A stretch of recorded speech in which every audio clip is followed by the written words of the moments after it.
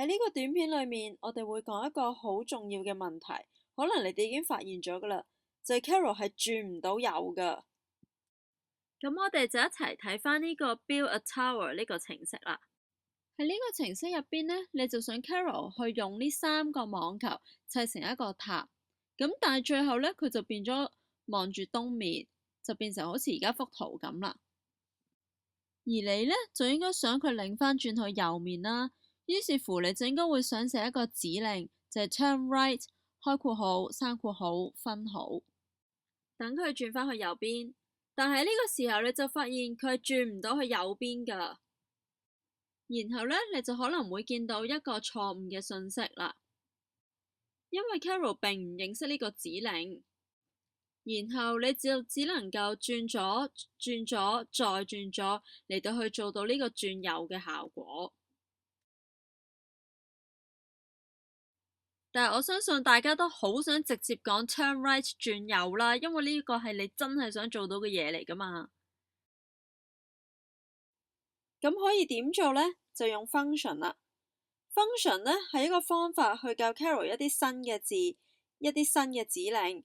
咁我哋呢就可以寫到 turn right， 就唔使寫 turn left， turn left， 再 turn left 嚟到去做到同一個效果啦。我哋而家想教佢轉右，咁所以我哋就寫一個 function 叫做 turn right 啦。咁寫呢個 function 嘅時候呢，首先我哋就有 function 呢個字啦，隔一個空格，然之後再寫 turn right。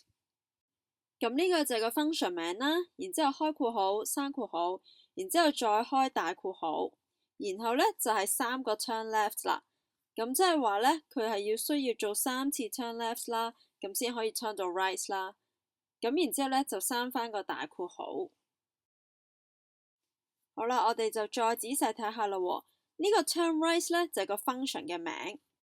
呢個大嘅開括號同埋大嘅閂括號入邊呢，就代表緊呢個 function 入邊究竟做緊啲乜嘢啦。咁而呢兩個括號之間呢，呢個呢，我哋就叫做 function 嘅主體。呢度入邊呢，呢3句呢，就係講緊 turn right 呢個 function，其實佢係做緊啲乜嘢啦。咁我哋就一齊寫咯。咁呢個呢，就係 Carol 起呢一座塔嘅程式啦。咁我行嚟睇下咯。咁佢就嚟到呢個可以轉右嘅位置啦。於是乎我哋就寫 turn right。Oops， 咁我哋呢就見到呢一個錯誤嘅信息啦，就係話我哋冇呢一個 function。咁我哋就寫 function turn right 開括號閂括號，然後我哋點樣寫個 function 主體呢？就係咁。首先開大括號閂大括號，咁啊將個 mouse 擠返去中間啦，撳落去幾行，然之後走返去個主體入邊寫我哋想佢做啲乜嘢啦。